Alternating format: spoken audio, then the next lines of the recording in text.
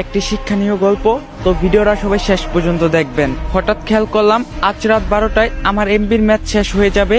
এখন এই কয়েক ঘন্টার মধ্যে আমাকে 50 জিবি এমবি শেষ করতে হবে। পুরাই দিশেহারা হয়ে গেলাম আমি। কি করব, কেমন করে খরচ করব এত অল্প সময়ে এতগুলো এমবি? কিছু কি ডাউনলোড করব, নাকি ভিডিও দেখব, নাকি নিউজ ফিডটা ঘুরে শেষ করব সব? আবার ভাবছি কিছু এমবি পোস্ট করে না হয় শেষ করি, না হয় কোনো ভিডিও ডাউনলোড করি। আসলে কি করব কিছুই বুঝতে পারছিলাম না।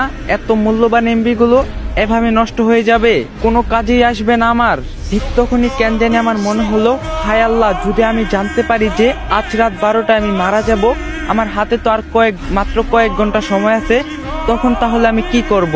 নামাজ পড়বো, নাকি কোরআন তিলাওয়াত করব, নাকি নিজের গুনাহের জন্য মাফ চেয়ে নিব, নাকি মনের ইচ্ছাগুলো পূরণ করব? আচ্ছা, আপন মানুষগুলোর সাথে শেষ সময় কাটিয়ে দিলে কেমন হয়? থাক, আগে একবার দেখে নিই দেনা পাওনা কি কি আছে। ঋণের বোঝা নিয়ে কবরে না যাওয়াই ভালো। ও আল্লাহ, বলে দাও আসলে কি করব এই অল্প সময়ের মধ্যে? আসলে কি করা উচিত? আপনারাও একটু ভেবে দেখুন তো। সত্যি যদি জানতে পারেন যে এই দুনিয়ায় আজকেই আপনার শেষ দিন, তখন আপনি কি করবেন? কি করে আপনার মহামূল্যবান সময়টাকে নিজের রবের সন্তুষ্টির পথে বানাবেন?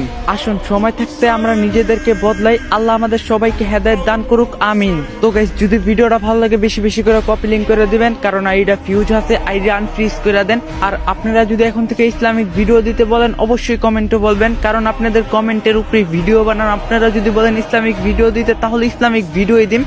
তো আর কথা বাড়াইলাম না, ভিডিওটা বেশি বেশি করে কপি লিঙ্ক করে দেন। তো আজকের ভিডিও এই পর্যন্তই ছিল। সবাই ভালো থাকবেন, সুস্থ থাকবেন। আল্লাহ হাফেজ।